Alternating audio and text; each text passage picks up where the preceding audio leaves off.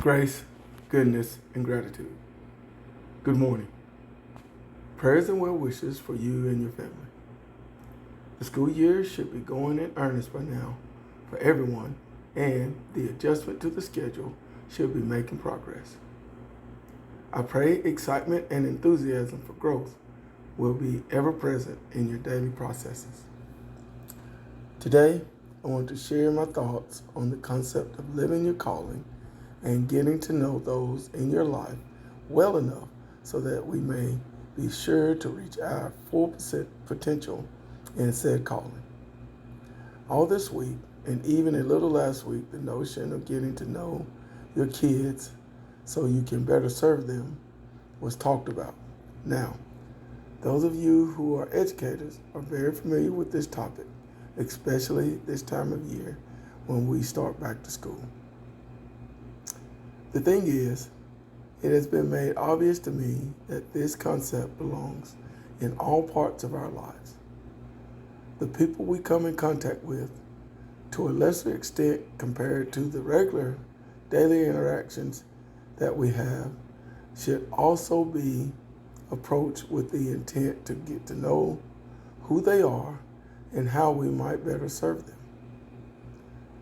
The main thing I have been thinking about has been those people on the transition edge of my circle. We all have them. The people you recognize their face but haven't quite committed to learning their name. Also, this is a big part of who I noticed the last 2 weeks.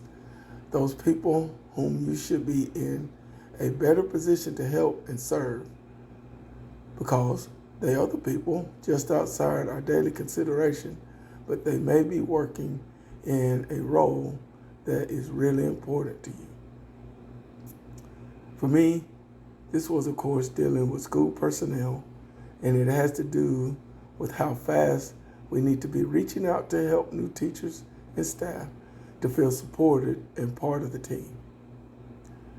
This was a big thought for me because I have been complaining that our team is losing, but I am not sure I have been doing all I can to help them be the best they can be so that the team as a whole gets better.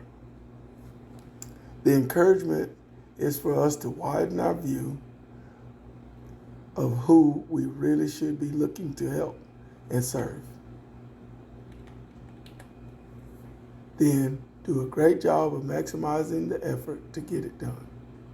Now, the thought occurred to me that you may think I mean expand your circle, but that is not what I'm saying.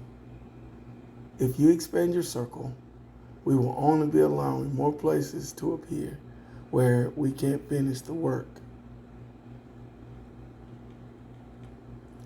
I mean, let's focus on getting all the people in our circle up to par with the level of care and service that we're giving to those closer to the center.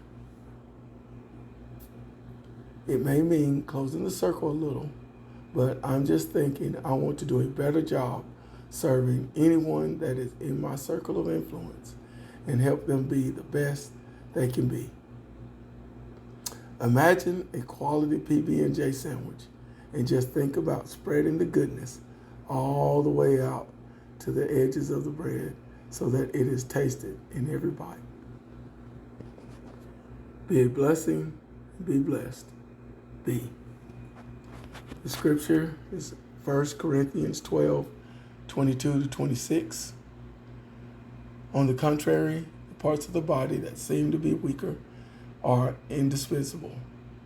And those parts of the body that we think less honorable, we bestow the greater honor, and our unpresentable parts are treated with greater modesty, which our more presentable parts do not require. But God has so composed the body, giving greater honor to the part that lacked it, that there may be no division in the body, but that the members may have the same care for one another. If one member suffers, all suffer together. If one member is honored, all rejoice together. May God add a blessing to the reading of his word.